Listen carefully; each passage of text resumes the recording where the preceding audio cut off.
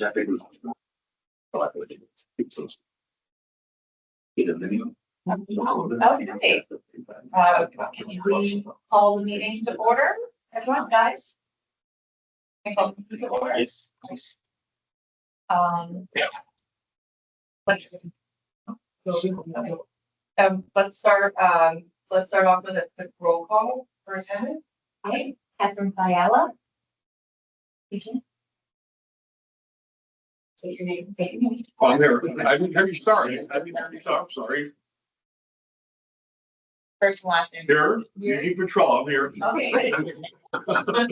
Mike Moda, present. Roll it, Martin, that's it. And Becca and Teresa. Okay.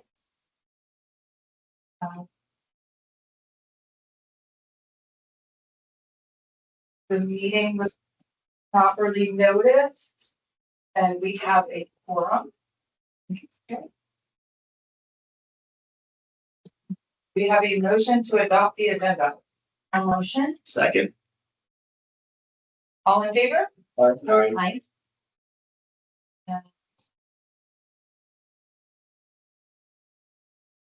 Do we have a motion to approve the special events minutes? June 7th. Motion. Second. All in favor?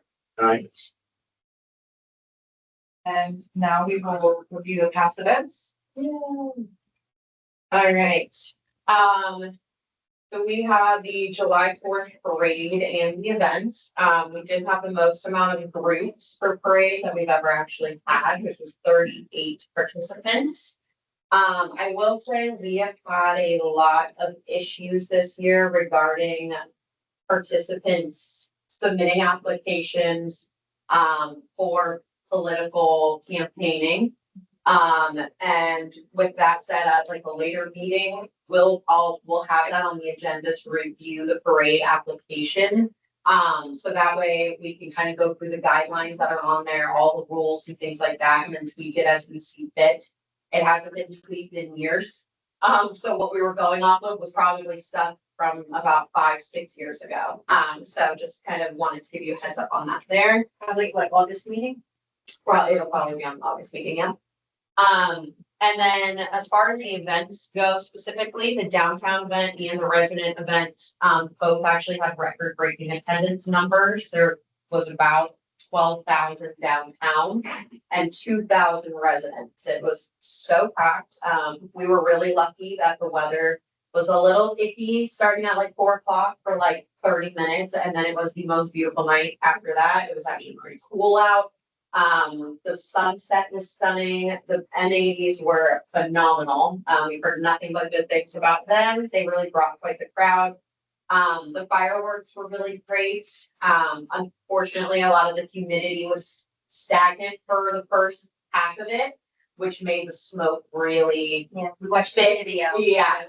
But once kind of the wind took it a little bit and it kind of dissipated, you could see it a lot better, but obviously there's nothing we can do about that. We did receive a really nice email from a resident that stated how organized and pristine they thought both sides of the resident and the downtown event was. And they also said that they went to Disney the very next day after hours to see their July 4th fireworks, and they actually said ours were better. Oh, nice. So that was a nice little compliment. The wristband sales, this was the first time that we actually did this for one of the public events.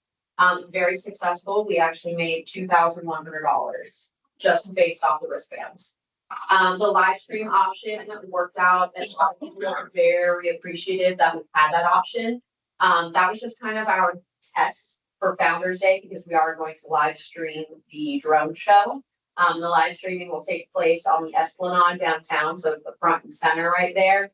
But I know like the brewery, they played the fireworks show over there, and a lot of people were very happy that when they're not in the town, they could kind of tune in and see what was going on. Anybody have any other comments about the event or anything? I heard it was phenomenal. Everybody was very happy. I was the gatekeeper for the people that didn't have the proper ID. Oh. And I tell you, I turned away over a couple hundred people. Oh, yeah. It was amazing. So it was And it was so packed on there, it would have made a difference, all those people going in there.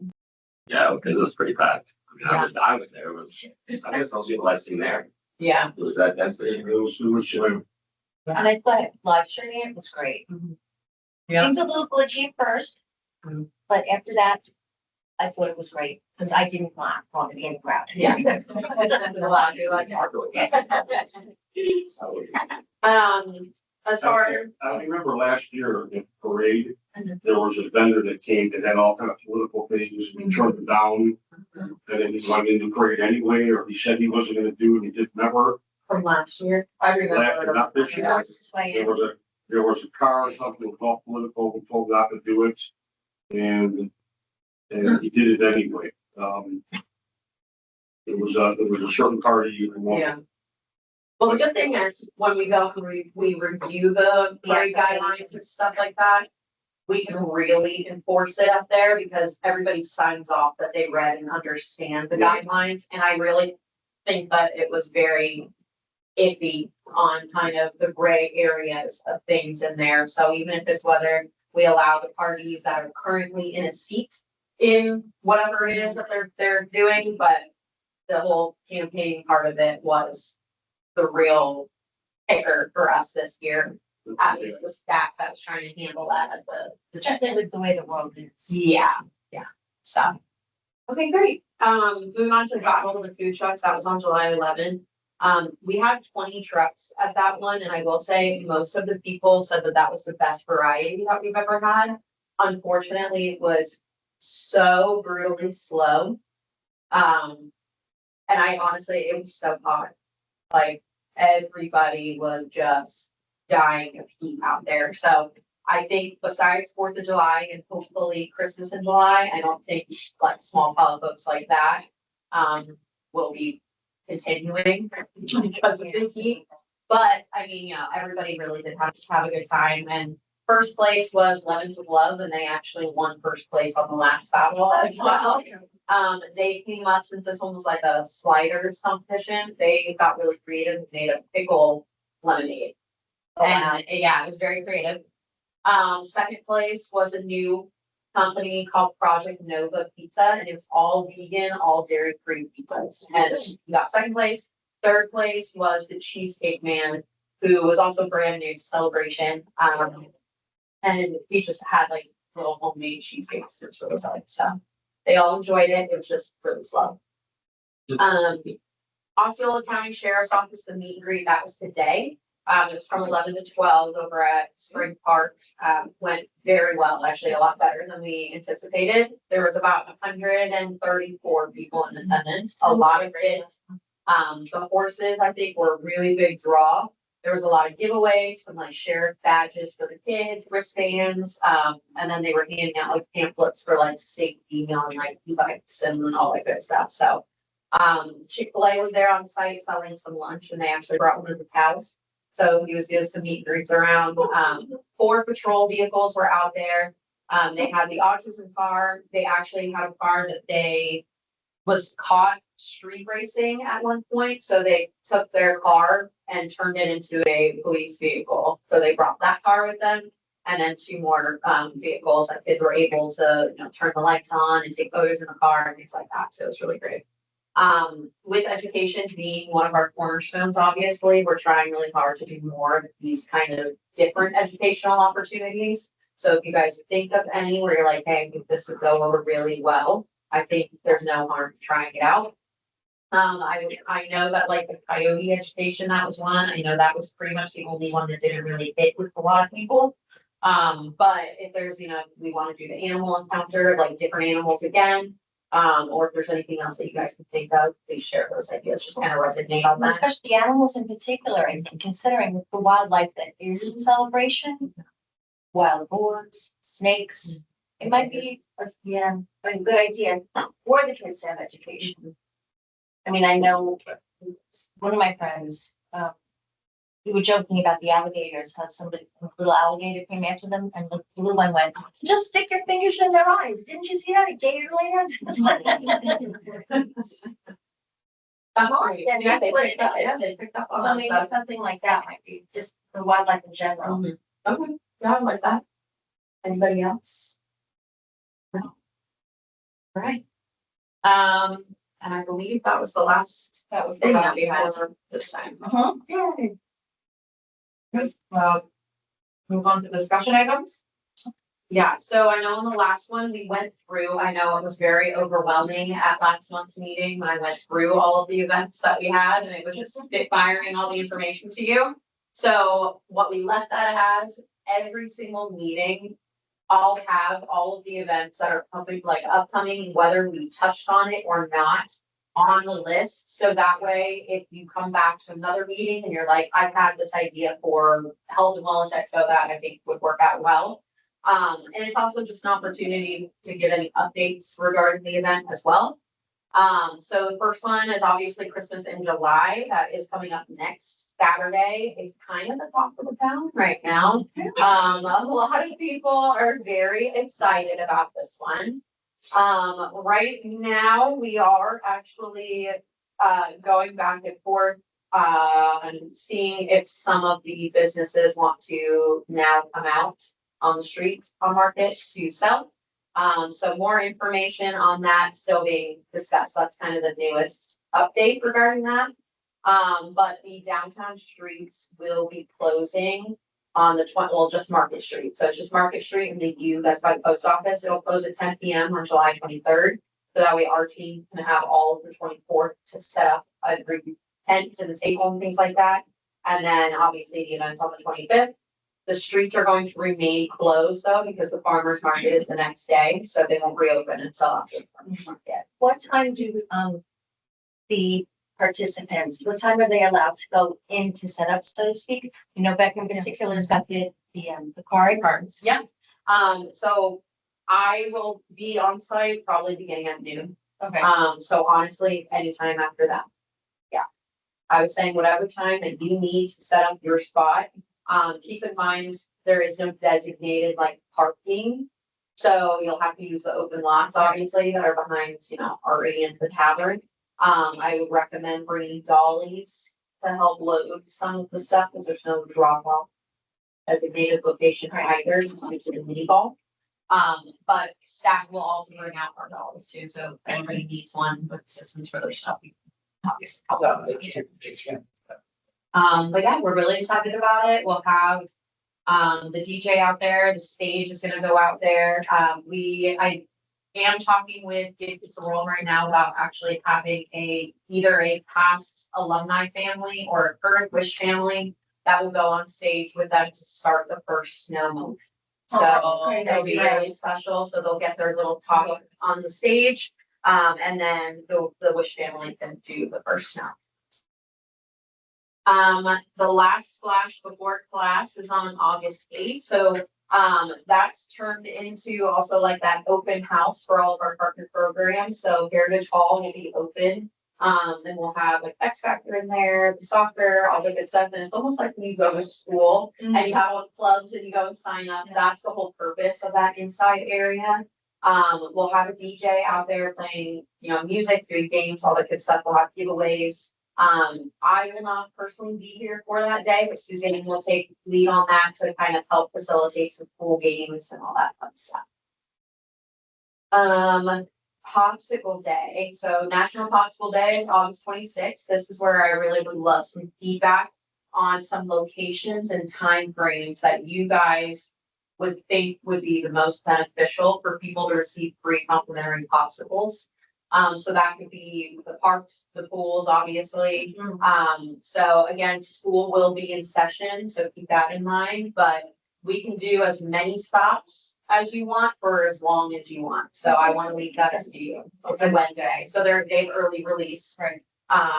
So don't even if you're like, oh, it's 6:00, it's fine. Whatever you think is gonna be the best, even if you want to choose like a random middle of the afternoon for the small littles that maybe aren't in school. Yeah. We can still make a stop to do that. It's not out of the Who's way. giving those out? You? It's gonna be staff, yeah. Well, can you just like hit the elementary schools and?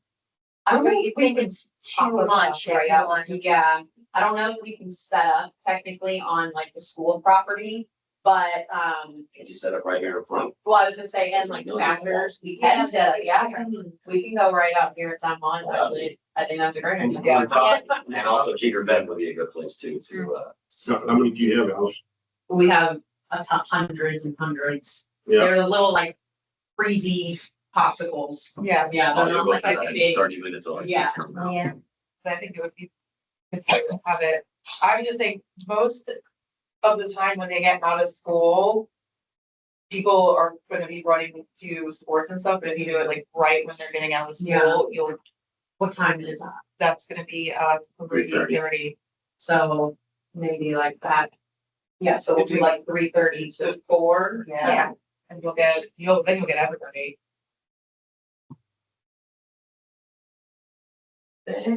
You have to offset it, I think maybe not, because you're gonna get a lot of problem traffic. Mhm.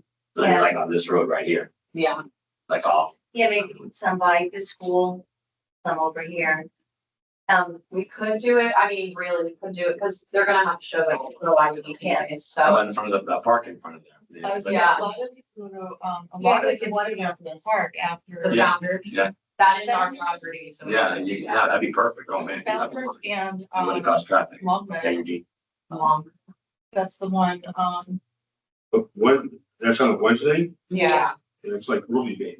Yeah. Are we still doing early days at school? yeah, the 3:30 will So be. sports really wouldn't play, because you know, you're used to like a 4 o'clock, 5 o'clock sports thing, right? So on Wednesday, it's 2:30, like, but right, 2:40 3:30.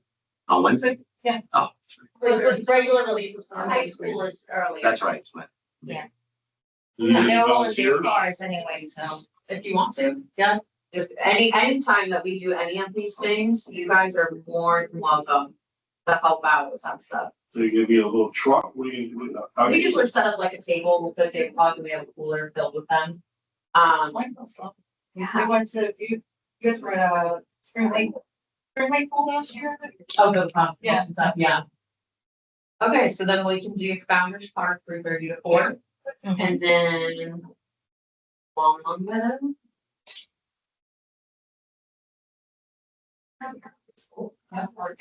I mean, cabs, Yeah. with kids. Cause then we'll just need time to break it down and move it to the next spot, so you wanna say 4:30 to 5.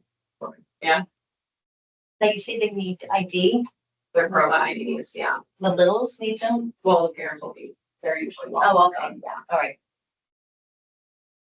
I'll help. Yeah, that would be great. And then do we wanna stop at a pool? Like later-ish, or maybe like 5:30 to 6? Yeah, I think so.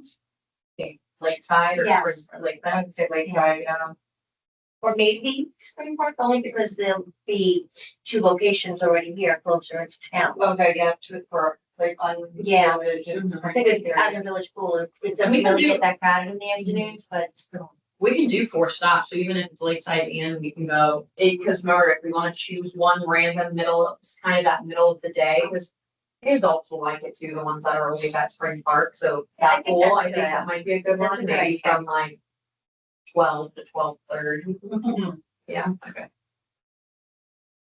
So you have 12 to 12:30 at Lakeside? Let's Spring Park. Park.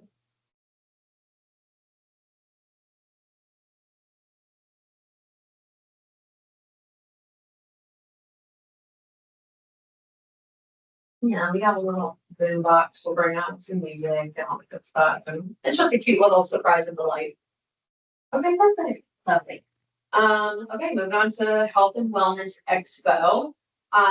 What I wanted to really bring out to see, I was in contact with quite a few, we started piecing together some like workout fitness classes that'll be out there, so I do know, Alexis will be doing a kids yoga for Pilates that she partners with us at Lakeside with, as well as a senior chair yoga. The Celebration Athletics is gonna do a high rocks class, and a kickboxing class. And then Pure Bar is going to do, it's called Define, it's like a weightlifting almost type of thing.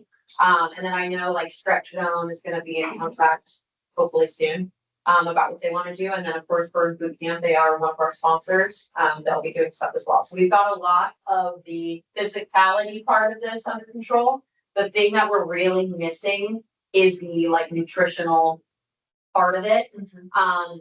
Gypsy Moon's owner, Lisa, her, business in there is a lot of that healthy stuff. So she doesn't like to do public speaking, but she's happy to kind of talk about the nutritional values of stuff at her tent. So she'll be over there selling some smoothies, bowls and Good. the things like that. But if anybody knows any like maybe chefs in town that could really like get up on a pop-up stage and wouldn't mind going through, how to make something like how to make healthy ranch, use like yogurt and whatever else they use with dill. I don't know.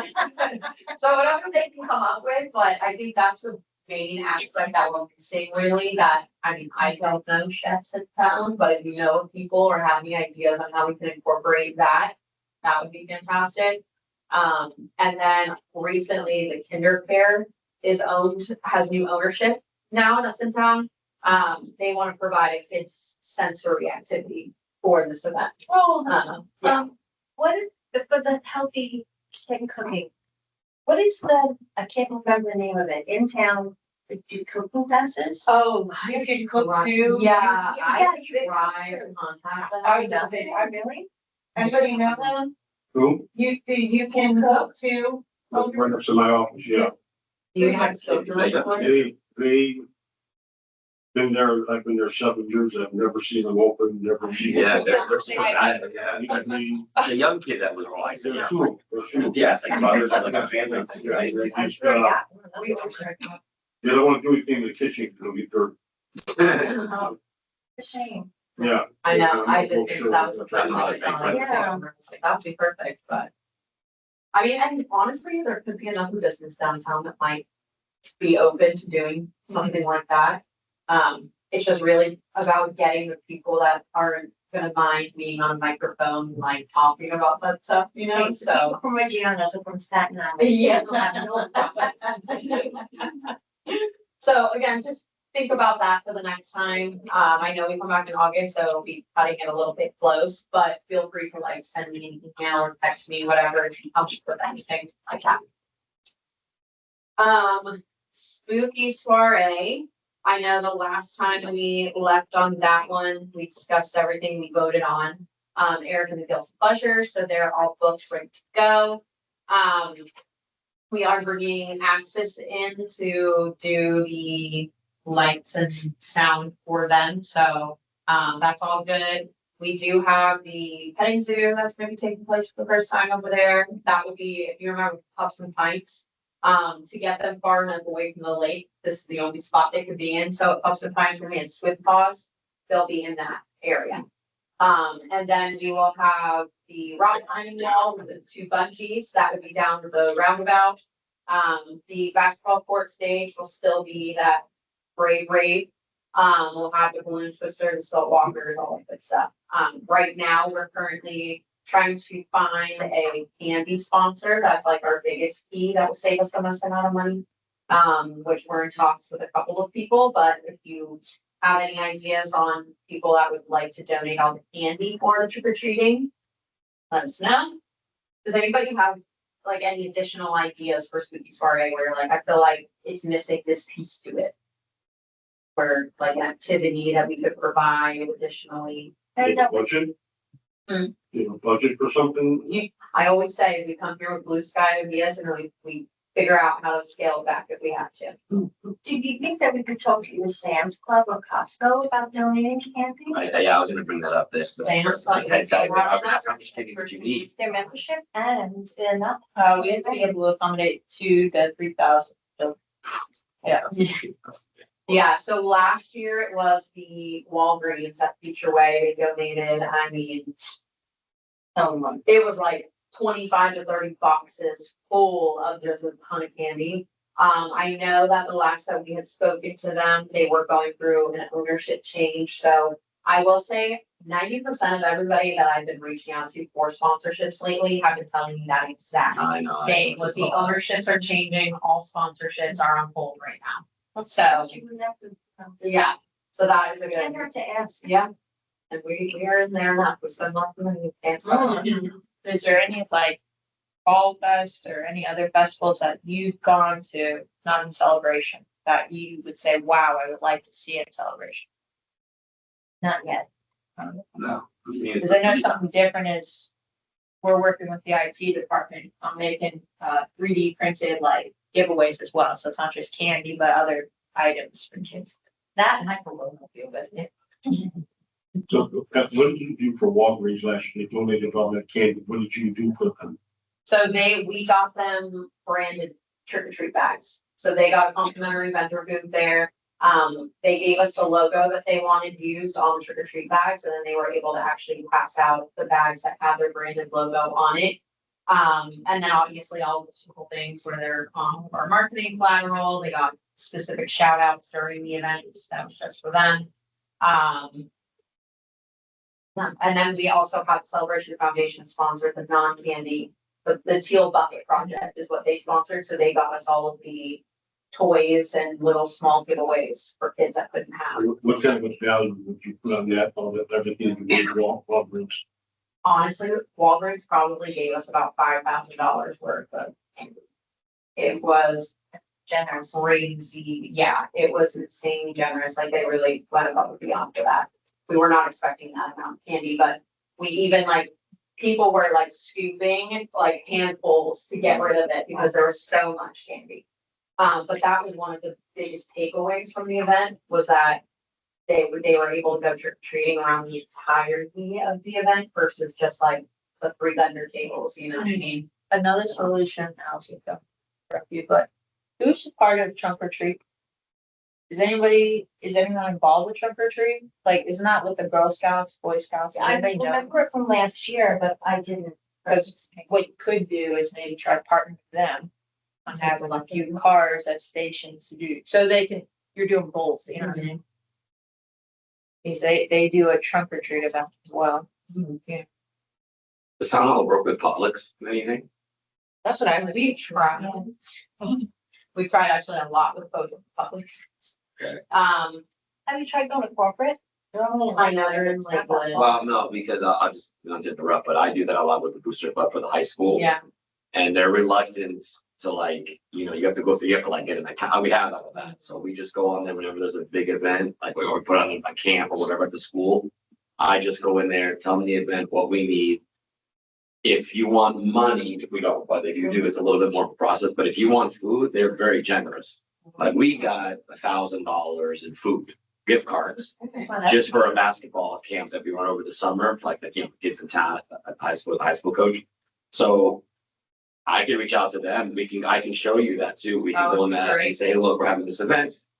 Whatever candy, let's see what they'll do. They're very generous when it comes to giving food. yeah, no, I love So, that. we've been looking at And time. that will be the biggest money saver for us for this event. Oh, the candy Yes, is the the candy. main thing. Yeah.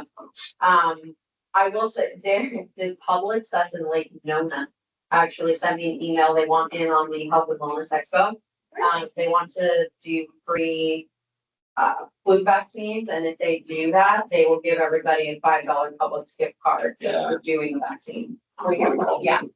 So, Get it ready. So what date is this? October Oh, 24th. yeah, they wanted like 3 months on. Okay, is that okay that I contact them? Yes, in that case? yes, Okay. yes, yes, please do. I'll contact That would be great. So I got one more question. The question I'm asking for, all the stuff you did, the developments, all the advertising bags. Yep. What value would you say that was? Not the candy itself, you were giving back. If you were to sell it at, what was that worth? I mean, the bags were pricey because they were nice. They weren't just paper bags. So I would say it's about $2,000 that we spent on that, because we also, we took the numbers that we had from the previous year, which was, yes, was 2,000 people, but this year we had 2,800, or this past year, we had 2,800 people. So this year we're expecting probably closer to 3,000 people, which means we'll have to bump our count of how much. So I would honestly, at this point for this year, I'd say $2,500. So if I was to present this to somebody, I don't want to say yet, but I have somebody in mind, I would say in turn, they would get about $2,200 in marketing, I would say 25. 25, Yeah, okay. because then, I mean, if you think about it, the vendor booths themselves cost $200 for us to put up, the tents, the tables, all that good stuff. And then there's all the marketing collateral, like the apron signage, there's opportunities for them to actually speak on mic and things like that, so. But sometimes it's a little easier to get it versus just saying you donate or Right. some, what they're getting in return. Yeah, and we have a whole like sponsorship packet too that will highlight exactly what they'll get in return. And then we're we're the type of people where if there's something that they're like, hey, I'll do it. You know, if I can also have X, Y, and Z, 99% of the time, we're gonna say, yeah, that's fine, do that. As far as the 3D, I just had thought last year, as part of the gift bag that we gave out, we pre-printed ducks, Halloween ducks. That's what. And they went over really big. Kids are not over 3D printed. Yeah. Like, And then I was looking at it, they clicker, It's like a little cauldron, and then it's like a little clicker cauldron. Okay. Like, oh, people. Yeah. yeah. Something good. Yeah, the Founder's Day, so this is the Throwback Thursday resident event on November 5th. This is one that I'll really need some help with because this was the newer one that came about as the last one, as we know. We're working on the actual flyer still, so the announcement hasn't been publicly made yet to the town, but it's not a secret. Obviously, Ryan Guerrero will be there doing a DJ set. Mix 105.1, one of their on-air DJs is actually going to DJ for the first 2 hours before Ryan does. And he opened for Pitbull DJing and things like that, so he's pretty well known over there. And then Mix 105.1 will be there on site, actually on air, being able to promote Saturday's event during ours. So we really wanted to keep that theme of the 90s, 2000s. So we're thinking like the butterfly clips, the slap bracelets, the ring pops, like really go big on this 90s, 2000s. There's even potential of having like a costume contest in a way where the more decked out you are, maybe, you know, we were saying maybe it could be where you win 2 seats, you know, 2 chairs, whatever it may be. So there could be prizes involved. We don't know. We just need some extra ideas of what else we want to provide. Because yeah, we have, you know, a photo booth. We've got Tina Styles. She's does all the balloon arches. She's gonna do a backdrop for us for like the photo booth. And then obviously Mix 105.1 and then Ryan. But then it's like, what else do you think would go well for this event? Kind of where we're headed on it. We were thinking maybe some sort of like a candy bar, but it's like the old school candies of, you know, the wax bottles, the ring pops, the Smarties. Those, well, I think they're gross, but those like discs, you know, they. Candy Yeah. corn. Yeah, the candy necklaces. Yeah, so just kind of again, think about it. And then come back with some ideas specifically, and that's including like activities and things like that too. So I don't know if really necessarily a inflatable bounce house works for this. I don't think that's really necessary or what we're going towards. But it's something like that where it's like, what else are we going to provide for the residents aside from them sitting there and watching this and dancing? Don't get you can always do that balloon thing. I like it concerts. They bounce. Yep. Oh, wow. Yeah. Like, yeah. Melody Johnson did that at her concert and it was very successful. People do love that stuff. That's a great idea.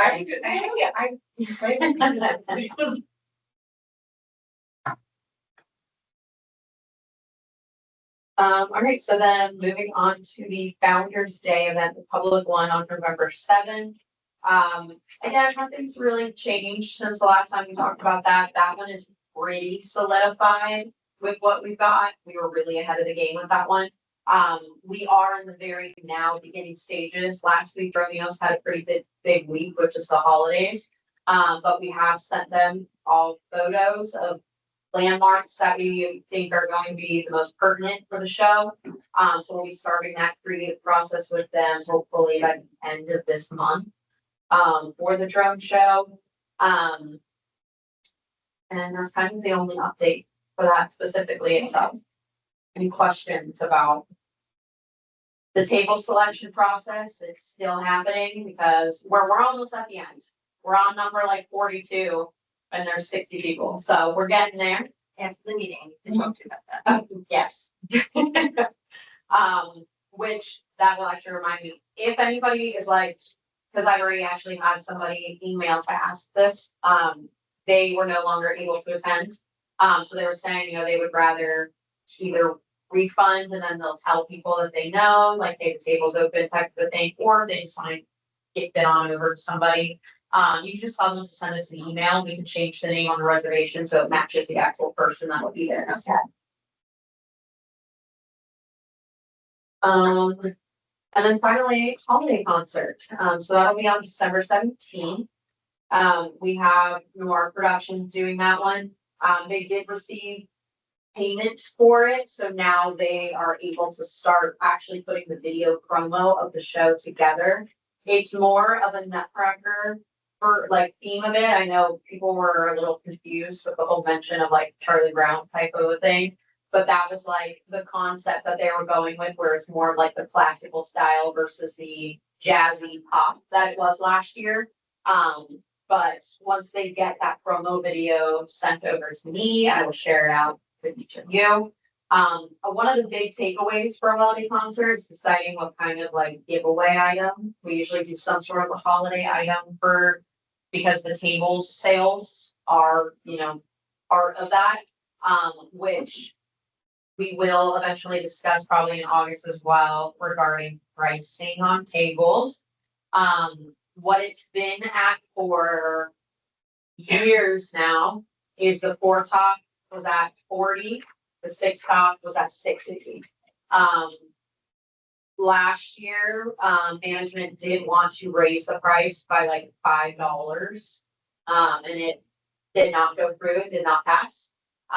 However, remember like if we do that, it does help offset a lot of other things. So just as a committee, keep that in mind when it comes to deciding maybe what that pricing is gonna look like, but that specifically will go on the next agenda so we can dissect that a little bit more and talk about exactly kind of what that looks like for us. And then these last few, these are the ones that I think are gonna have the most discussion tonight, so that's why it's towards the end of it. The Fortune Yard Sale continuation. Yes.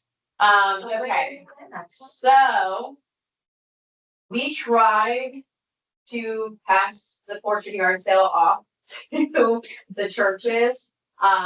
We have a grant with Experience Simi already for October, so I think management has just decided we're gonna continue as normal for October since we have that marketing grant.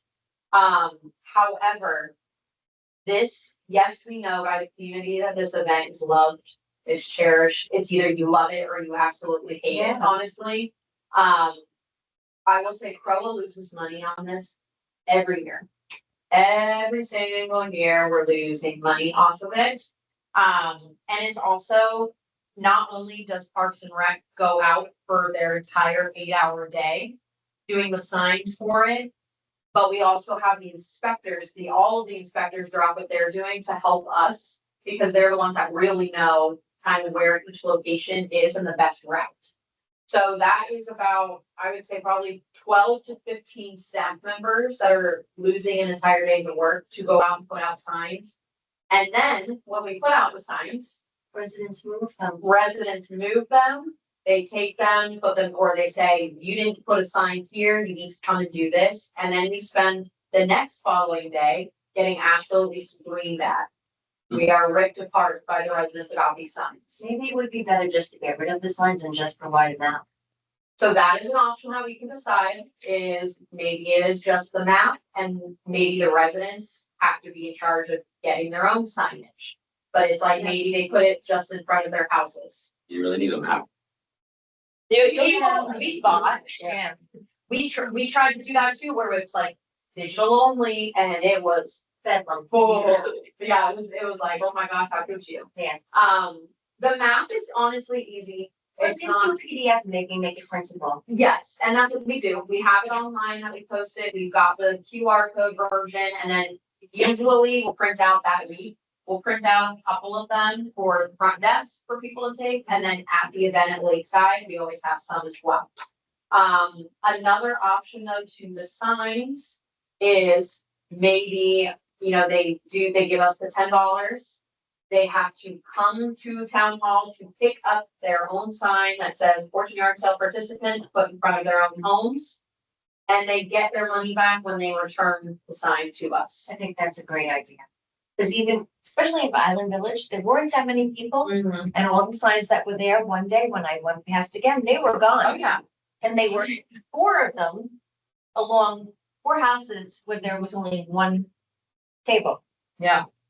And honestly, I really don't think the directional signage does much because what's everybody doing? You're And you going, don't here's see the that. address and you plug it into your GPS and that's what you're Yeah. following. But I mean, the time it takes to put out these signs and then when they complain, then we have to go back out with more signs or figure out who moved it to take it and move it back. It really is just time. When the staff has other stuff together. What would be the incentive for solar? We would provide all of the equipment, it would just be held on their property, and then that way staff really So it wasn't. would be your at the one. house, it would be at the church. No, the houses would still do it, it's just for the condos, townhomes, and apartments that are over there. And now another, flip side of that could also be for the apartments, condos, and townhomes.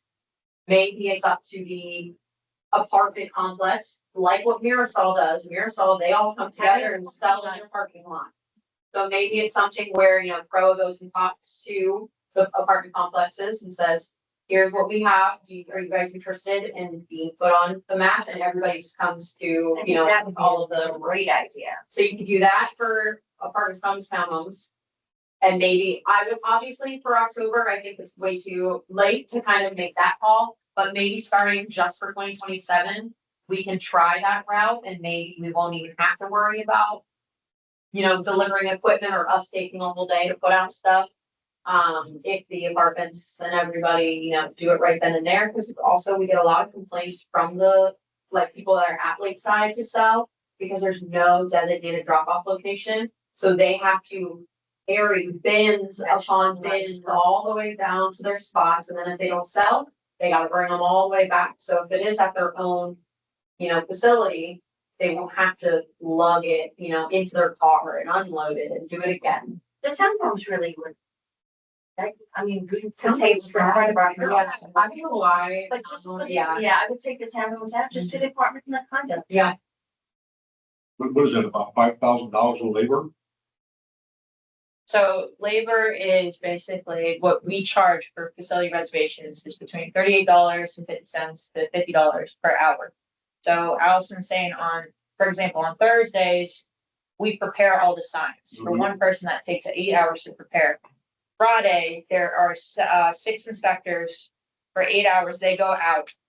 Parks and Rec, there's 5 of us for 8 hours that go out and do the no parking signs as well as Lakeside. Saturday, during the actual event, there's 4 staff members that are usually from 6 a.m. all the way to 4 p.m. Sunday, you have 2 park monitors driving around, picking up no parking signs and participant signs. And then Monday, you have 4 inspectors coming out all day, picking up the rest of the signs. You probably work. So it's, Oh, yeah. yes, it is. It's probably more than $5,000 lost, and that's never included in the budget sheets. But we're not trying to get rid of it. We're trying to figure out a better plan, because every October and March, it just eats up a lot of time. And I know the inspectors have a specific number they have to hit with their inspections for the board's expectations. I know for Parks and Rec and Lifestyle, there's a lot of events during that time. We're trying to make it a little bit smoother process where we obviously don't want to get rid of the yard sale, because as a community, we can do it up to 2 times a year. We're just trying to find an easier way. So in order for us to start this process, we want the blessing of the special events committee, hear you out. If it's like, hey, as a community, we're okay with the labor costs and we're willing to offset that cost, that's totally fine. We'll continue as is. But if it's like, hey, this is a problem with us as a community, let's fix it. Our goal is to try to work around, have a recommendation to send to the board before September's board meeting. So October, I think it's October 3rd this year. We can at least announce it to the community, to the participants who are here saying, hey, it's going to be relocated or here, or, I just want the participants to know by October 3rd, what's the expectation for spring. So don't the people donate their money back to the charity or that they make on this yard sale. No, Isn't that the- It goes right back to them. Yeah. oh no, I'm selling my stuff. Why don't we just start with the signs thing, just to start, Yeah, I maybe go with the. Yeah, just of what we little want, by little. budget. Just take the sign part out of it and see how it goes for the next one. We can do that right away, right? October should be okay to do that. I think, would that have to go to the board? So we start selling signs August first, so it is a little bit too late, yeah. So it's already in the magazine, I think, saying August first. Registrations are open, so this would be for Oh, spring. I'm sorry, so you sell those? I didn't know that. Yeah, so the signs are $10, I think. And that's for you to be on the map and the signs. So why don't we just have people come and So this is the problem for spring, but I gotta get the notice out for spring by October. Can we Yeah. raise the price of the signs? We've tried that before and we've got pushback. Yeah, I think if you just have the people say, well, I want a table, register me, I wanna be on the map, I want a sign. Okay, great, come to town hall and pick it up. I didn't know either. I just thought. That's that- it. Do you think Bought they it, return it, they get the money back? That would be a call that I think you guys really could do. If you're gonna reuse the sign, then yeah. And then Yeah. that comes down to the quality of the sign and the cost that it gets to manufacture. But So then the again, it could signs- also be where maybe it's. Cause if we can take them back and reuse them, that's great. So, because what you could do, Allison, is it costs $12 for us to buy a yard sign from Cunninghams. You could charge 15 for the offset of the shipping and all that. So they're paying for the sign. They could pick it up if they want. That's an option. They keep it. Now, if they lose it, it's kind of like a pro ID card. So they're responsible for their own sign. If it disappears after the event, they don't pick it That's a up. great idea. You know what I mean? They can always come back every year to purchase it. Mhm. Second option is just do the map, like you said. It's complimentary. Every resident can reach out like the parade application. They can submit their application. But they have to purchase their own signs. So that's where their money's going to, is purchasing their own signs, but they have to pick up their own signs once they're done. Yep. You know, I think that's a great Yeah, idea. so there's different So they solutions. buy their own sign. Yeah, you Because can have them buy their own if we sign. make the, just say you make the sign, then you give it to them. What if someone takes it? Oh, someone took my sign. How do you do with that extra? Right. That's more labor. Well, that's what I'm saying, or we could just say it's $15 and we make them a sign, right? And then they can keep it every year. Because like if I bought a sign for $15 as a participant and I don't have to pay again next year, I'm gonna try to take good care of it, you know? And you don't have to make it directional with the arrows. It's Oh, yeah, just yard signs. yeah, participant, Or yeah. maybe you buy your own sign, you put your address on the bottom. That way no one will take it. That's. And then if someone, right, so just put the Yeah. address of that person. Space and then, And if you ever drive around like at 5 a.m. on October 3rd, I just ask at least one of you to give it a try. There's already people posting their own little yard signs from Dollar Tree. Yeah. You know what I mean? So like that is an option. Let them post it for the day. And then our team, if we really need to, it's only one day of cleaning up compared to like 4 or 5 days. Does that make Yeah. sense? Yeah. Yeah. If you're that serious that you buy a sign so you can do your yard sale. I didn't know people did that, to be honest. They well, just put your stuff out and people just drove by. back in New York, if we wanted a yard sale, that's what we did. You know, Yeah, you just, this is the day. pull up the newspaper, the penny saver, you stick it in there, costs you $5, $10. Shocking how many people show up at your door at 3 hours, 3 o'clock in the morning. But, and you put the signs out in front. Mike and Marco, you guys oversee different communities, right? Yes, What do you all do for yard sales, right? Are you on different boards? No. No, that's just, okay. You run a different board, right? Do you deal with yard sales like this? You don't deal with yard sales? Okay. We have our free day during the year, usually in October. They can put the stuff outside and sell. So it's just everybody doing their own By thing? their own. Okay. So there was pushback about charging more for the signs. Yeah. From the board. Or from people. From. It's from people, so we want the blessing of the committee to have a recommendation for us to give to the board. So when the community is up in flames about this decision, if they are, we have support. So. Yeah, I think that's great, especially, well, if this way it will all be standardized. And if you have it on there, say the sign costs $12, we're gonna charge 15. That will help offset the labor that you may need to send somebody out I somewhere. mean, why don't you just charge 25, put their address on it, make it special, because if you're doing that, you're making some big money. I mean, people come to, I mean, I put stuff out, not a lot, but you can make $150 Yeah, just so- out there. Put it this way, If- one year I made if you're making a $40, one year I made 400. Yeah, right. Yeah, but $40. But you're keeping the sign. But But you're keeping the sign for good, so you're not buying the sign again, so actually, it's a cheaper option. $25, and you got your sign, and you wanna replace it, it'll be 15. Yeah. Cause you're keeping this, that's the idea, right? We would put their address, they keep the sign, and then if they need to replace it, they come back and buy 15, that way it offsets the cost. And it's a lot less work for, the town. So we're talking a lot. I like- What are we trying to recommend? Do you want to keep the yard sales costing? Yeah, we're gonna costing keep, money? yeah, we removed this. So we're not trying to remove it, we're just Okay. trying to come up with that simpler solution. No, I like the idea to have them buy the sign, they keep it, and then it Sharpie your address on it. Or they can print it, and make us all, it's, Yeah. it's personalized, so you charge 25, well, this is a hypothetical, right? It's theirs. If they lose it, you get, and then and it makes them feel like, oh, this is my sign, I keep it. Is that gonna be enough money to offset the $5,000? Or are you looking to? Well, they That'd be for one. We wouldn't be out there. They won't have the labor charge. They can come and buy town hall. Yeah, they'll come here to get their signs. Most of the signs I see are don't park here. Yeah, there's, so we do go parking on Golf Park as well as West Park. So that's the only two Yeah, you're things. right, 1 year you would offset the cost, but then after that, So we're still gonna put out the no parking signs, 'cause it's necessary for the safety Oh, yeah. issues, so absolutely.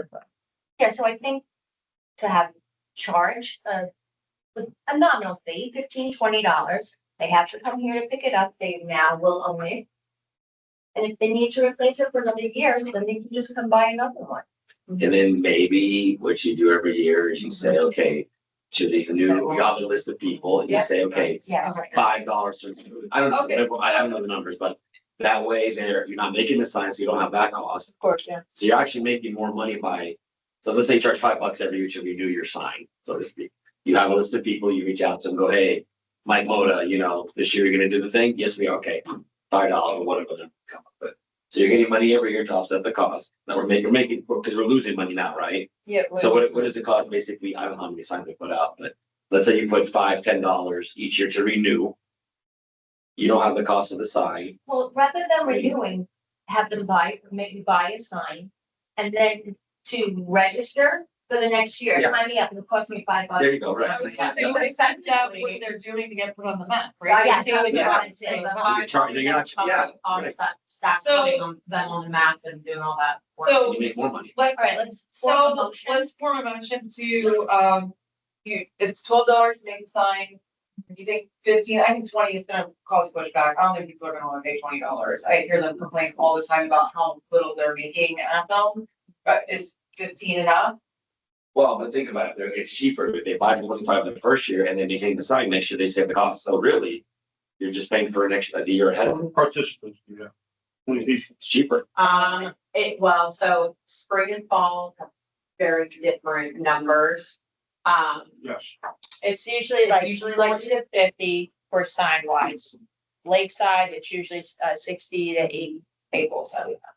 Which is 100 people, Yeah. 100 vendors. Right. If you make $10 on each of those, that's Yeah, we don't make a revenue. It's close to like 1,800, 2,000 total for each one, but we have to offset the cost with 2 sheriffs. Actually more sheriffs because they have to patrol. 3 sheriffs, yeah. All right, now for the people who don't need a sign, They don't have to pay. as they can just pay the fee to be on the list. Well, there's some residents who don't need the advertisement. They just put out their own signs at No, 5. no, very true. I'm thinking the apartment people, if they Okay. do work it out to have it in the parking lot.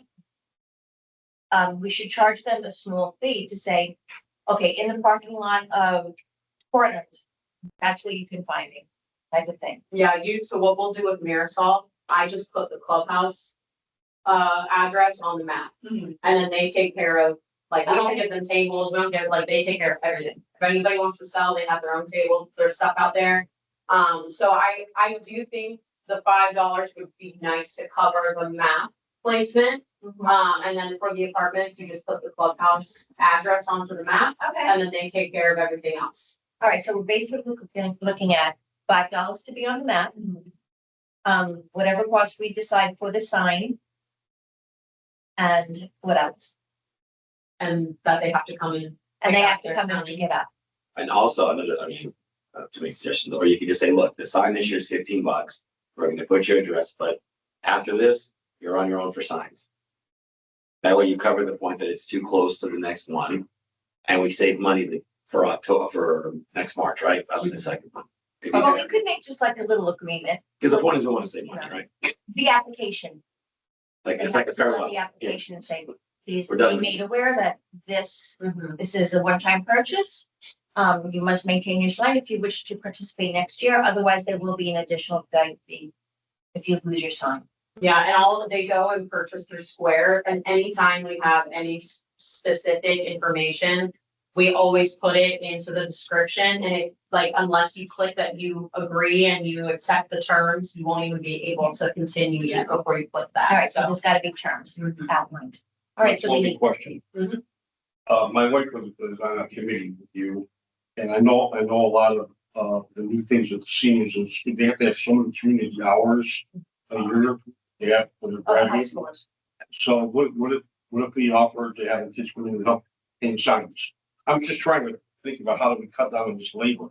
yeah, well, then coming to pick up their sign We would shut down cut the labor. there. The issue, and we do that a lot, actually, the issue is that if we bring them in, then if anything happens. Yeah. Yeah. then Like it's they a go liability. and run across They do the have a street school and property, put like, a sign. then it's no problem, it's covered, right? We have to have our own insurance for the Worcester Club, so that's one of the reasons why.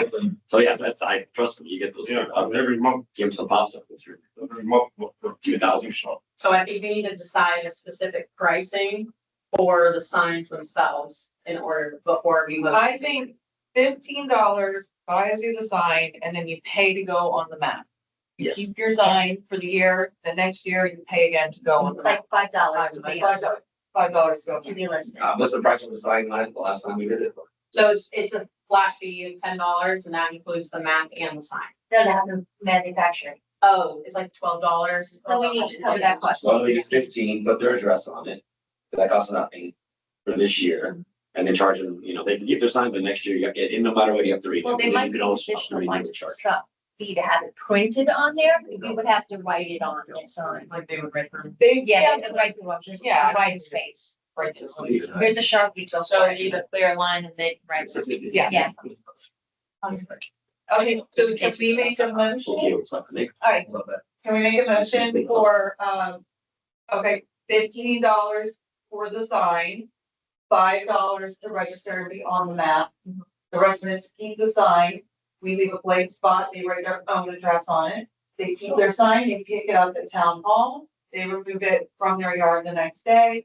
And then the next year, they just pay another $5 to register their address to be on the map. And reuse their sign if they're already. I motion, what you said. That's the second. So, Second. okay, all in favor? I, Okay, great.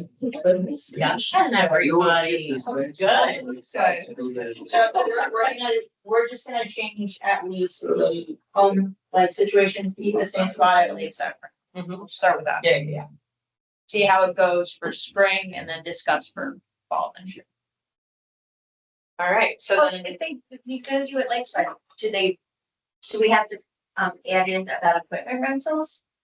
so that's when they do That's separate. things like apartments, condos, townhomes, when they have a separate block where it's actually $15 per table. So we don't have to include that Up with to the two motion. tables. No, because that's staying as is, yeah. I think For the this situation time. is we're gonna try to talk to the management companies at the condos, apartments, and if we're not getting good feedback, we'll keep it at Lakeside until we get. Yeah, because they know. That's it's for the not next one, that's for March. But we sold Bios in Portland, the people on the ground level, they just put put it out that way. Yeah. But obviously, people live above them. Yep. And that's how. Yeah. Food truck battles? All right, so this is another one of those events, the food truck battles / food truck Friday. It's another one of those where you either love it or you hate it. This is another one where we do lose money on as well. I think just from the past few battles, the battles have been a great switch from food truck Fridays. The food truck Fridays were stagnant. We were getting like 7 trucks and there wasn't enough people. Nobody wanted to come back. The battles gives the trucks something to work for because there's the prizes.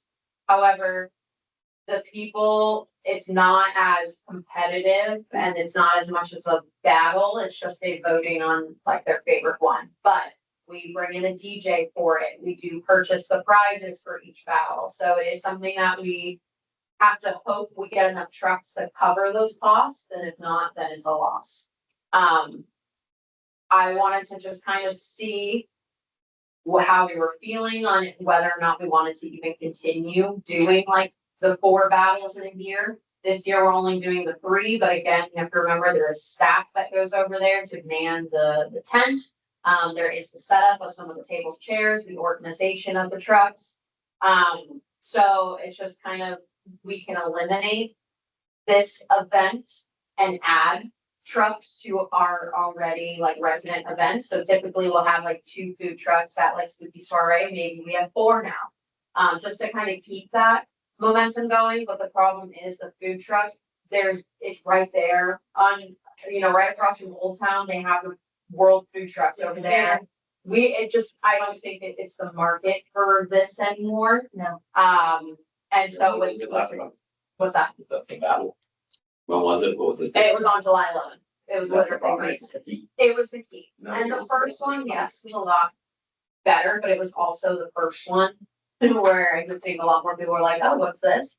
But I think we can, again, this is for like 2027 year. So I think we're still gonna go ahead and continue with the final one, which is not until like November for this year. Can But we it's make just, can we make it like a holiday food truck thing? yeah, Like I know in Europe, when they have the Christmas markets, all the food is focused on the holidays. And that's what we tried to do for this one, which was supposed to be like the all-American food truck battle. A lot of them did take that seriously, where they did create sliders for this. And then you had some that just wanted to be there because they wanted to sell their food, and then they still got voted on, and it was just kind of like, what was the point? And it's hard to turn them away. It is, because we probably would have really been in the negative for this one had I turned half of those trucks away because they did not want to participate in creating the slider. So even though you try to make it a little bit more fun for them, really they just want to be there to make money and sell food. So Didn't we used to have like a food truck and movie night? Didn't we used to do like movies and food trucks? And I remember it was really, like, I remember going and being packed. Yeah, so we can look at different like events to incorporate food trucks, so it's not like killing the budget. So Right. we're looking at the 2027 budget right now, and we were kind of informed with at least the event side of the budget, we need to start cutting. And to be honest, that was the first one we had to think about, because we lose a lot of money from food truck or battle of the food trucks. So that's why Allison's saying we still have to do movie nights. We're trying to do 4 of them a year. So obviously in the summer we can, it's usually January, February, we're trying to do in October, potentially November. Because December, it's just too busy. So we can add maybe more food trucks to those events, like Allison was saying, Spooky Soiree. Holiday concert, it's more of a nicer, yeah, we try to use Spins or another, restaurant. So we can add more food trucks to different events I instead. think that is a better idea, and just to eliminate truck night, so to speak. You mean the competition or just food trucks in general? like either whether it's food truck Friday or the battles, we would like. And bring them in, just say the spooky soiree have. Rather Or than just just seasonal. have 4. Oh, So okay. you still do it like quarterly, it's just not gonna be called Battle of Food Trucks It'll or be Food Truck attached to Friday, an it'll event. be attached to a different. I see. Because the thing is, it's the weather. Mhm. And also too, in the colder months, you're gonna have more snowbirds, you have more people coming in, Mhm. they'll make more money, and May, it's us. It's only the kids that go down there, right? If I would just do it in those kind of months, like the snowbird months, like October to March, that's what. Mhm. If you were gonna do it, we're not attached to Or You I know, think an event. attached to an event. because everything's the weather. Yes. Yeah, it is. What's the feedback from the actual vendors, food truck vendors? Are they? This happy past with it? one, they were nice about it, but they did say, wow, this is brutal because it's so slow. Do they make money? I mean, there was 20 trucks and maybe 500 people for 4 hours, like that's just. It's just not, yeah. It basically break even. Yeah. Yeah, costs. And the issue is down here is the parking. Like that's our board with food trucks. They're a sponsor of ours. They have that whole Publix parking Yeah. lot. They get a lot of people, but that's not gonna, they can't get that here. So they're not gonna make money with that. I don't even think they do it. I mean, it doesn't make, I don't think they want to do it with the food trucks. Yeah, and that's why when we were doing it every single month, that's why we couldn't get more than, 7 Yeah. trucks, and then you'd have some that wouldn't even show anymore. So they were, and anytime we had asked, the response was, there's not enough foot traffic for me to drive out here. The generator, putting in gas, to be like, Yeah, that's hard too, because they're down to like a city, which they make a lot of money. Yeah, I was gonna say, and So they they have take a week off. that thing right there all the time. And the problem is we invite them to these food truck battles and it like hurts them. And then when Allison tries to reach out for a different event, they're kind of hesitant now. the first question is always, well, how many people are gonna be at that one? And maybe, I think, in my opinion, is we eliminate battles Yeah. I and think then it's just a bust. ask at events, maybe, rather than two. I'm personally kind of confused with the battles, so, Okay. yeah, What was the confusion for, I'm just curious. I just, when they started popping up on my feed, I didn't really understand it. I was like, okay, so am I gonna go to all these trucks and sample something? Mhm. Yeah, or A am I lot of buying people it, everything? So it was like a really confusing concept to me. Yeah. The trucks are not It's expensive feedback. either. No, they're not. It's not an inexpensive food. Those events never, I don't, in my experience, like doing those kinds of things, like whenever you're in a dense area with a lot of restaurants, food trucks don't, Yeah. they don't do those things, because there's too many options. And plus, you're right next door, like 3 feet away from actual restaurants here. Yeah. I don't think you do them anymore. I think you just do. When you call up the owners of food trucks, is it a hard sale to be in the mirror, or is it repeat business, or you constantly chasing new vendors? So we post these on Eventany. So Eventany is our like event platform where anytime we're looking for vendors, we put the event out there, and then anybody that has an Eventany like account, and it stretches from, it doesn't even matter where they're located. If they want to do the event, they go directly through the Eventany. So almost 75% of those trucks were brand new to Celebration here for that battle. There's quite a few that were obviously returning, but what was kind of fun was obviously the first place winners for the last one, they won the last one, but the second and third place were brand new to Celebration. So it is kind of nice for us as management to be able to be like, oh, like that's really good. I think our residents would love that and be able to bring them back. But it's a hard sell when that was their first experience. Yeah. too. So does this event excite you, or does this event you think we should slide somewhere else? I would recommend discontinuing that and just adding an extra food truck or two to like the big events. And then for like movie nights, I think maybe, bringing in 4 food trucks for that maybe, but I don't think any more than 4 would be necessary. I agree. And do we need to make a So should we motion? make, We would have to. In sports. So, that we make a is the best idea. motion. When we work in sports, this is the best idea. Put 20 food trucks over there, they want to make money. 2 food trucks, different styles, Yeah. and one ice Yeah, cream, yeah. the third one. Yeah. Perfect. To give you an idea, so when we do events at the school, even for the sport, like we don't have like a concession going. You just tell them, they got to the point where like, just come. We don't want any kickback. You just come here and just do the food. Yeah. Cause they never made any money, even with those things, even with like, you'd have like 400 people because again, people would just go to McDonald's. Right? Or right there and now with Future Way. So yeah, I think the less food truck, the better. All right, So, okay. 2 different types, pizza and whatever. And then So ice we're gonna make a motion to discontinue, eliminate food truck Friday, a battle of the food trucks, the battle of the food trucks, I'm sorry. And those were 3 of them for the year? We have, our last one is gonna be in November. We already have the prizes for that one, so we might as well just go ahead and finish it out, but this will be for 2027. Okay. All right. And where they had 2 extra trucks to the other events? To add additional, food trucks, so. Okay, all right, so, make a motion to eliminate or discontinue the food truck battle. And to add an additional 2 food trucks to events where they'll be asked to attend to participate. Okay, So, like, how many trucks do you think that there should be? How many trucks? For food truck Fridays. No, Mark, you do a regular, Twin trucks. how many? Three. Three. So Three. Okay, You so can it goes attend, you a can, 3 to 4. yeah, 3 trucks, you attend. All right, so 500, do we 600 hear- people. Do I hear a second? Second. All in favor? Aye. None. You can do 3, 4, 5, but 3 food trucks, you attend 600 people, depending on the size of Yeah. the food truck. I agree. So it's, if you put pizza over there, it'd be like, you need 2 more, because pizza take a long time to be done. Okay. 2027 events discussion? And it'll be good for the crew as well, because we're Yes. talking about reducing costs for 2027. How much is it to put a food truck there, just for curiosity? As of right now, we charge 100. $100. But it's actually, I will be putting vendor fees as part of our discussion for next month as well, for both tents for events as well as food trucks, so we can discuss what we think sounds best. Okay. Very good. Okay, We spent 580 for it. Yeah, Okay, so let's get to the 2027 events discussions. Okay, so I really just wanted to touch base on the 2, 3-ish that are upcoming.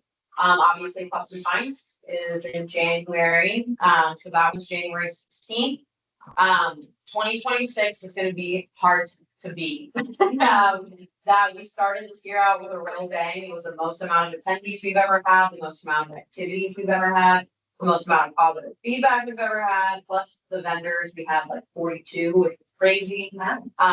So Swift Paws was the biggest hit and the talk of the town for that entire event. We did go ahead and book them again for the next year's. We did discuss a little bit about something called mobile dock diving. There is only one company that does this, okay? What is So- it? Mobile dock diving is when dogs climb up, it's a big giant inflatable pool.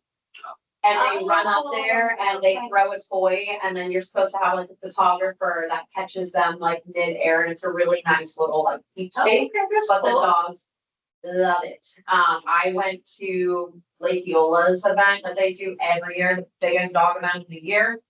We actually went to it last year to look at it, and they're the only event that actually has this mobile dock diving. And it always has the biggest line. So we were literally like right there with this company, and they were coming out, they were gonna do it and everything. And unfortunately, the owner had a health issue and he was not able to do it, but he said, obviously, let's not 27. So as far as like a new thing to include, I think that would be phenomenal to have. We also did doggy musical chairs, which was really fun. So we had those small round dots that we put on the ground. The DJ played the music. When the music stopped, the dog, a part of their paw had to be on the dot. And it was exactly like musical chairs. And then the winner, got a prize. So that was really fun. We also had 2 peanut butter eating competitions, which went really well. The photos were fantastic for that. So we had the small dogs and we had the big dogs. They got a scoop of peanut butter, whichever dog stopped swamping away on the peanut butter was the winner. That means that they completely finished it. We also did a costume contest. Obviously, we do those every single year. And then we also did puppy painting, which was probably the slowest booth. That was on the lawn, and they put like dog paint on the paw of the dog. They stamped it on the canvas. And then that was a little keepsake for them to take back. So just kind of wanted to get some feedback regarding if there were any other additional activities or things like maybe you saw at the event where you're like, I don't think that works very well, or anything. The puppy paw prints, that sounds expensive. It actually wasn't. Really? Yeah, all we had to do was like, we got some like baby wipes or like puppy wipes is what it's called for their You put it paws. on paper or canvases? It was actually on a small 5x3 canvas. And they just stamped it right there. It was actually the cheapest thing we had. All right. But yeah. So kind of, again, this is the first time it's being brought up. So even if you kind of just start thinking about things for this, I know it seems like it's a long ways away, but it's gonna be here before you know it. So if there's additional specific dog activities that you can think of, or specific like food trucks even, because there is one dog food truck, so it's like dog good eats or something like that, and they're always booked, but if you know anybody else, You should talk to Scott about that, Paul Academy. Mhm. I bet he have a Yeah. lot of enthusiasm. Those people like sponsoring too. this was also the first year too, where we allowed, so like Paw Academy was able to bring their bus in to showcase that. We have on-site grooming, which we've never had either. So a lot of these companies were able to actually bring their businesses in to do it. It was really fun to have, Give Kids the World was there with Rugby and Remy, which was a big hit to have big costume characters. So it really was a good year, but just kind of, again, we always are looking to how can we top the previous, so if there's additional items you can think of, that we can do that. We love to. Louis? Louis is a dog, right? Louis is a dog. Maybe we can get Louis. Rights wise, I don't think we're allowed to, yeah, stuff where it's like. Louis-ish. Yeah. So like maybe having inflatables this year, like there's like the Paw Patrol bounce houses. Like a police dog demonstration or something, like. That's a great The idea. canine unit was supposed to, they actually brought their dogs. But there was something, they just kind of hung out on the side. It was the deputies that were actually working the event. They brought the canine unit out there. But I do think having an actual live demonstration. That'd be really cool. idea. Or do we know anybody who, or can we find out, maybe? Do you ever watch America's Got Talent Mhm. and they have the people who perform with their dogs? Yeah. We had that for 2 years, actually. She brought all her little poodles.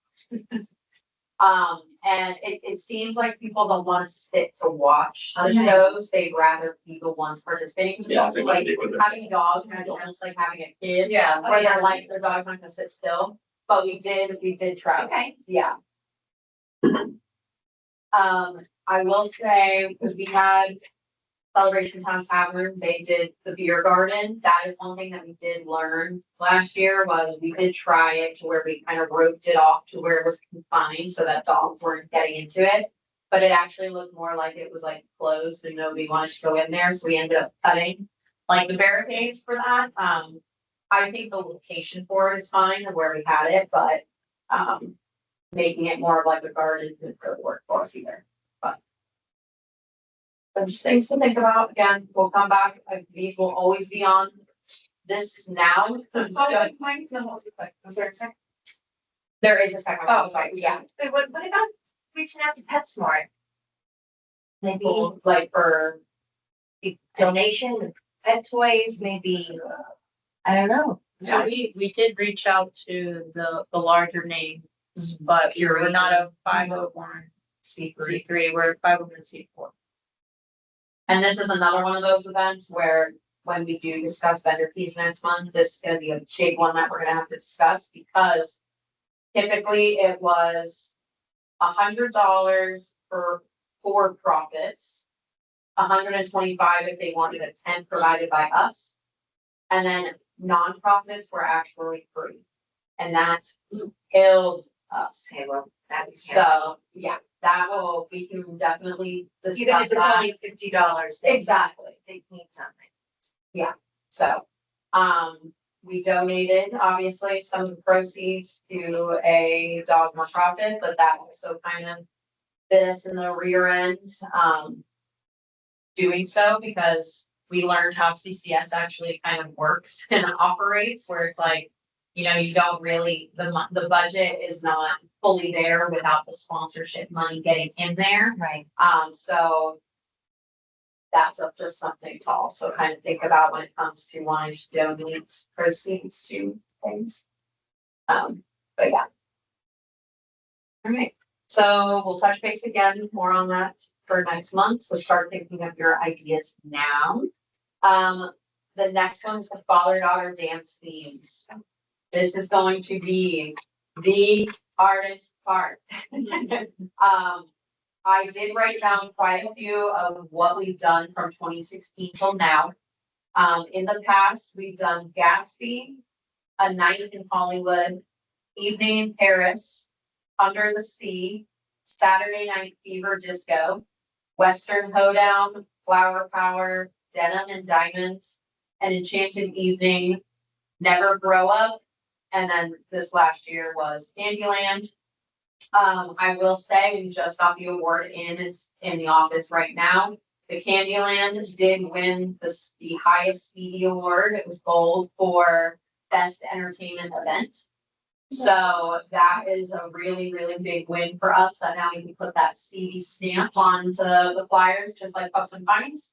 But with that said, that theme was so magical and creative, especially geared towards kids. So the hardest part is not repeating anything that we've done in the past. So I really kind of wanted to start throwing any initial ideas for themes out there today. The one that I had brought up last year that I thought would maybe work was like a circus. We've never done like under the big top or whatever. So that could be one, but obviously I'm very anxious to hear what you guys Well, maybe have some initial Did thoughts we on. do a prince and princess thing? We've never done a prince and princess theme. And then just remember the themes, we usually have like 5 or 6 tents. So when you go to a father-daughter, if you haven't experienced it, we usually have like an entertainment, which is either a live band that costs up to $5,000. Or we usually have a DJ, and that's where we save a lot of our money going towards that DJ route. And then usually it's not just dancing, they get food. Last year they got Chick-fil-A, which was a big hit.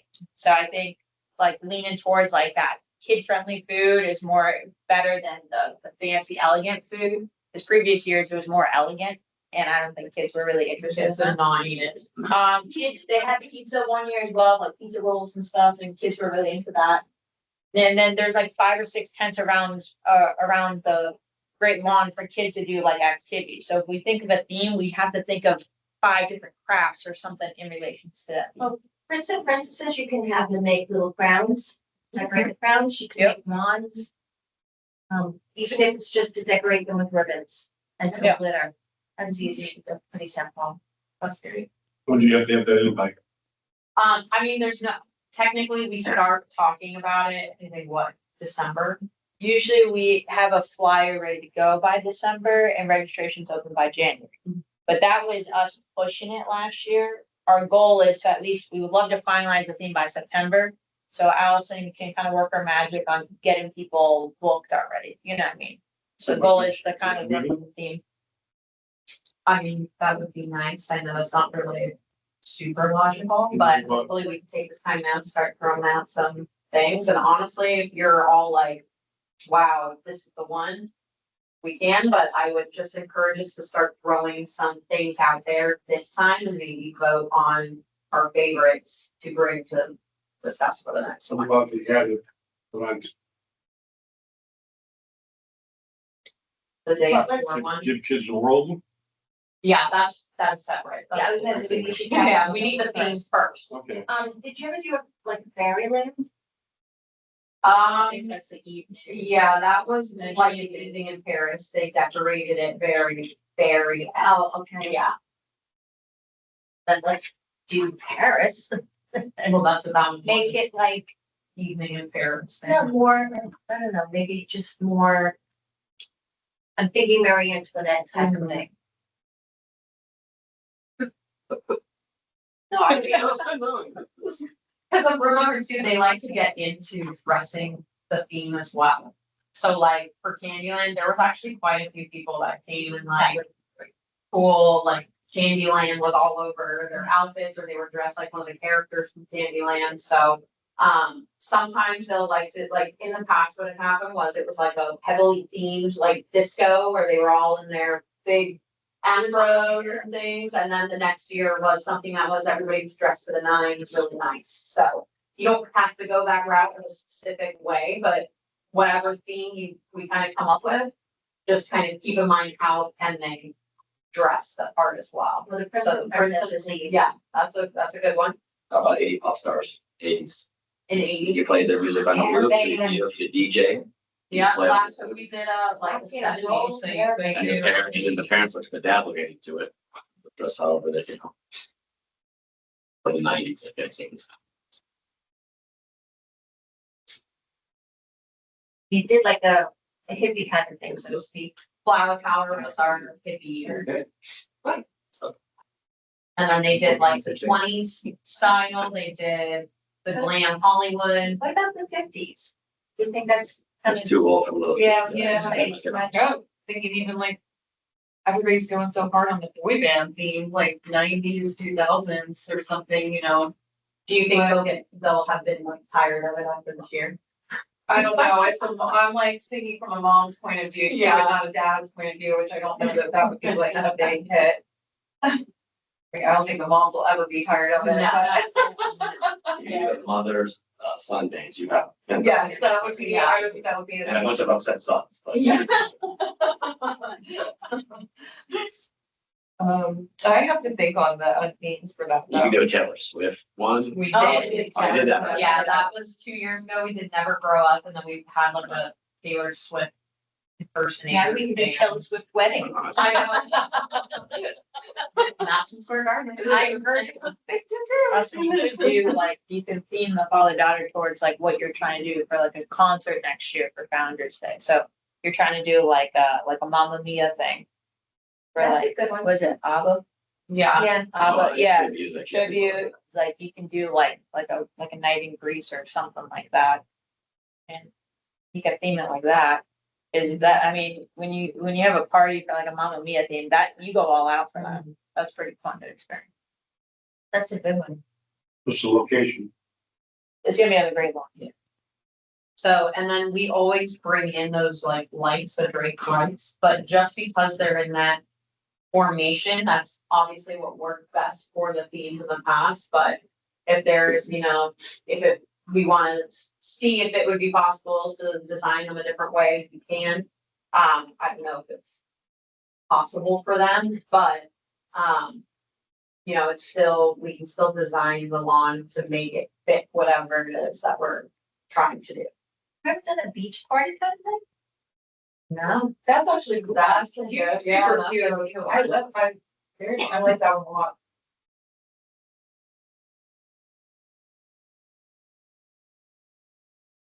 that's cute. You can do a lot with that.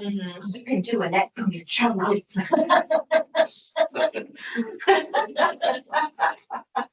Really.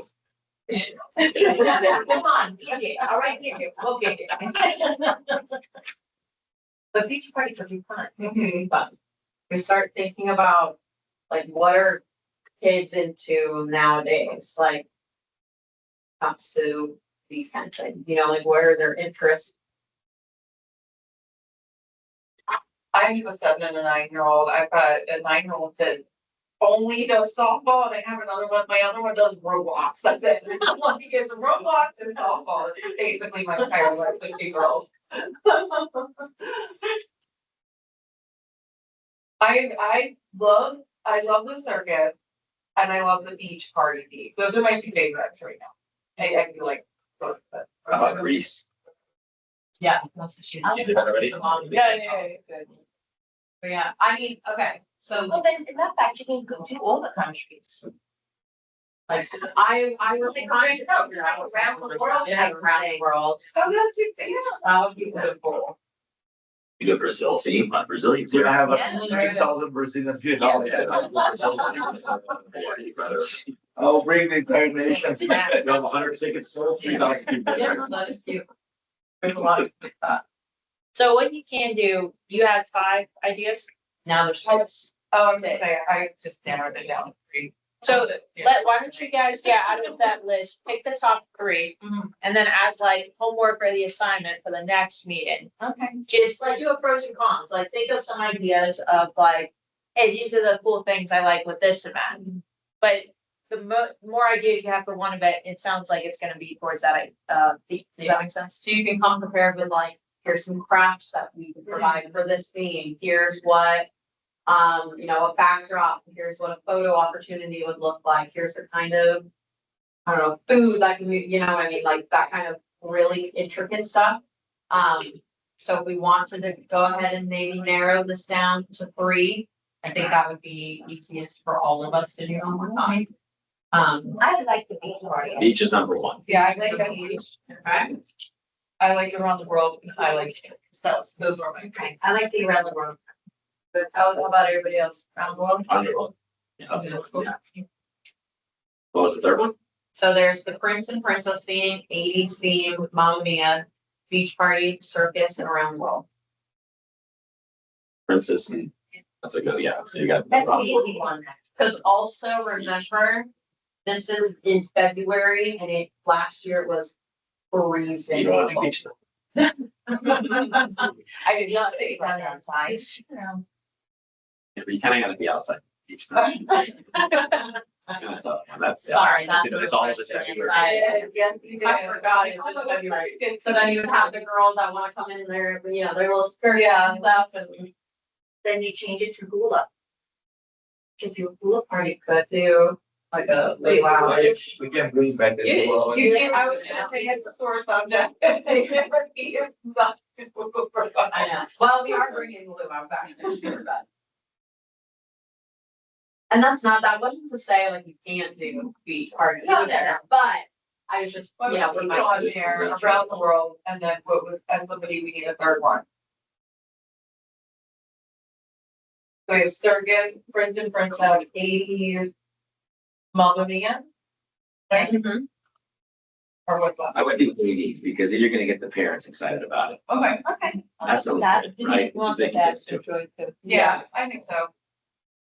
Okay, Now we have other ideas here. Mhm. Yep.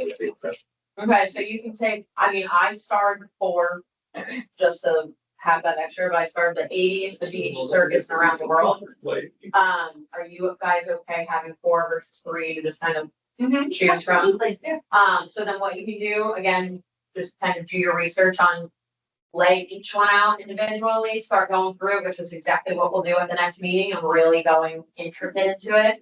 And then even if you can come up with some clever name to title it, because you can't just say circus party, you know what I mean? So, if there's some sort of a clever name that we can do where it's titled, you know, the last one, it was just Candyland Father Daughter Dance. But like, you didn't call it the Taylor Swift dance, you called it Never Grow Up, because that's one of her songs. So all of that, keep that in mind, but this is great that we're starting at this early. And then I just had one more thing on this, which was the concert and the park continuation. Typically, we budget for 4 concerts in a year. Each of those concerts, and I do this because it was also like, if we wanted to do karaoke night, if we wanted to do dueling pianos, that was included in the concert in the park. We would budget about $5,000 per concert in the park, and it was only just, we would put out the tables and chairs, maybe have a centerpiece out there, maybe not, depending on what the performance was. I will say what we've noticed this year specifically, the attendance has just plummeted for every single one of those. And I think the reasoning is specifically for dueling pianos. Malia now does dueling pianos every single month. Artisan Park also does dueling pianos every single month. So I don't see how that would be feasible or logical for us to also put it on, because chances of us doing it at the same time as those two are pretty high. And then we usually were doing like a concert in the park the night before the father-daughter dance to kind of split like the lighting portion so we can utilize it more than one day. And last year we did like a Mardi Gras concert the night before father-daughter, and even still that attendance was just, it didn't seem enough to have much of a draw. Right. So our thought process was maybe instead of doing things that are gonna cost this amount of money, we've been doing trivias, we've been doing game shows. So it could be free. To suggest, I have somebody, a friend of mine, she actually broke her family's a founding family, and she does trivia, and I was like, I'm gonna like pitch it to Allison about like a celebration trivia night on like the Great One or whatever, and you know, you guys, everyone sits down, so We did that last year. Wasn't there like a music one? Yeah, so that was the first one that we tried it, because we've never done something like that before, and we didn't. I was thinking- trivia, and it was. Even Yes. if it's nature. Yeah, it could be any, it doesn't have to be music, trivia, it could be anything, and honestly, bingo, we can do bingo, and you know, like, there's so many opportunities, and it doesn't just have to be 4 of them in a year. And then the beautiful part about this is that is you now have staff that has done this in the past. So it is essentially free to the community. Yeah. Because none of their dues are going into that, you know what I mean? Instead of having, $20,000 focused on, Yeah. the concerts in the park where not many people were attending. Yeah. So now you can add in the more like the game shows. I know we've been in talks a lot about wanting to do almost like the newlywed game on the cruise ships, which would be fun. You can do an adult version and then you can also do open to families as well. There's a kid and an adult version and then there's the adult version. And we're happy to do both of them. So, Yeah, the kids could be between the brothers and sisters and. yeah, siblings. So there's definitely room, but we just kind of wanted the committee's blessing if that was the path that we think we can go. Yeah, I And think if you do the game nights, whatever the trivia would be, if you make the prizes really cool, like let's say now first prize is $100 at Tavern, they donate that, costs them nothing. Then you do second place already. Then people get Right. really motivated to go down there. Yeah. And really, we don't have to fully eliminate that budget either, because, for as many as we would like to do, I don't think the businesses would be willing to dish out that much money. No, for we're not, that, but it You don't was a think so? low cost Exactly. budget. You need for the prizes. Mhm. I think because so many other organizations are asking for the same thing now. So that's where the sponsorship's getting a little bit tight, but to keep that budget a little bit, like shrink it a little bit, you can still do like prizes. Maybe it's like a one night stay at Malaya or the Celebration Inn, and that would let some cool people out there. And then you get really, Yeah. people get Like, serious. like, Like that said, Mhm. you know, My rep we to get still for are one doing night. concerts, like a spooky soiree, holiday concert, foundation is doing concert, so people do question the committee. You can also say other places are doing concerts. We're just right by Disney. They do concerts quarterly. Because even the foundation was saying too, that their attendance for their concerts are not where it used to be either. So I think it's time to shift it a little bit and start, a lot of people want these games, so. Yeah, it Yeah. sounds fun. Yeah, absolutely. Plus again, I go back to the whole weather thing. If you do these in the hot months and it's bugs, no one wants to go out there. No one's out, you're sitting there, right? Yeah, the good thing is though, yeah, do it in here. Oh, the indoor. This opens up this, the other room. Yeah. Oh, then definitely big no. I was gonna That's suggest awesome. movie nights. You can do a 30-minute trivia before the movie, so it's trivia about that movie. So it can also bring more people for the movie nights. So the trivia would be in here. That's the idea. If we have an option Yeah. if you're out. Because really, if you wanna do more adult centric things, you can bring it right in here for them. You do all the family friendly items outside of Lakeside. The kids running around. And or if it's, pouring rain, we have the opportunity to move it in here. The cool thing is we've got that portable stage too, so it's like, we're not just standing here with a microphone and chairs. So we can make it bigger than, what people might be expecting it to be. But I think that would be our best bet. I think that's great. I like the idea of karaoke. All the people who work for Disney and all the dramatic people. You can do that here. Yeah. I think we should do a motion for that one as well. Okay, so do we have a motion, which one are we talking about? The concert and park shifting. Is it replace or shift? Replace. To replace, do we have a motion to replace concert in the park with more game, and engaging themes, activities? A motion. Second. All in favor? I, So if you have the trivia here, you get drinks and food or just. Oh, You yeah. we can do that. Especially like, so we can run. Yeah, drinks in the hallway. we can do drinks in the hallway. If you're doing like an adult only, like maybe we can do house and like 2 drinks per like adult. We could do something like complimentary for adults. You know what I mean? They get 2 tickets. We can figure it out. Is it against the rule? Like, is it not proper? Like, let's say you did like a casino night in here, not for money, but just like a fundraising thing for the town and like, that would get people going. I remember when the Athletic Foundation would do it, you get a lot of people and it wasn't any money exchange. It was just like, You all People did that at come. Arson too, right? yeah, they stopped that back. And the problem with it was, is that they were raising money for the high school and it was a lot of work. That was a year-round thing. But if you did it as a town and you were just saying like, we donate money to different organizations, right? You can have like a fee and then they just come and play. That would definitely be a board decision.